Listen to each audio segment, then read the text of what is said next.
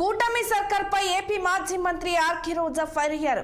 అన్ని వర్గాల ప్రజలను నమ్మించి చంద్రబాబు దారుణంగా మోసం చేశారని విమర్శించారు. ప్రతి నెల పెన్షన్ల పంపిణీ పేరుతో ఆర్భాటపు ప్రచారం చేస్తున్న ఆమె చంద్రబాబు ప్రభుత్వం కేవలం 10 నెలల్లో 3 లక్షల పెన్షన్లు కట్ చేసిందని మండిపడ్డారు. హామీల అమలు చేత కానప్పుడు సీఎం పదవి నుంచి దిగిపోవాలని మాజీ మంత్రి సూచించారు. చంద్రబాబు పాలనపై ప్రజల్లో తీవ్ర వ్యతిరేకత వచ్చిందన్న రోజా దాని గురించి డైవర్ట్ చేసేందుకే వైసీపీ నేతలపై అక్రమ కేసులు బనాయిస్తున్నారని ఆరోపించారు. అలాగే రాష్ట్రంలో మహిళలకు భద్రత కరువైందని, బాలికలు మహిళలపై దాడులు జరుగుతున్నా పట్టించుకోవడం లేదని ఆగ్రహం వ్యక్తం చేశారు.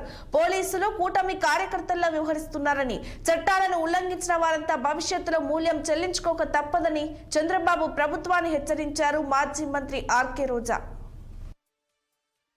సంపద సృష్టిస్తాను అని చెప్పాడు. కానీ ఈరోజు మీరు చూస్తే దాదాపుగా ఒక్క సంవత్సరంలోనే అధికారంకి వచ్చిన ఒక్క సంవత్సరంలోనే 1,52,000 కోట్ల రూపాయలు అప్పు చేశారు. అంటే ఇదేనా మీ విజనరీ? ఇదేనా మీ సమర్థత? ఈ రాష్ట్రాన్ని 17 మంది సీఎంలు పరిపాలించారు.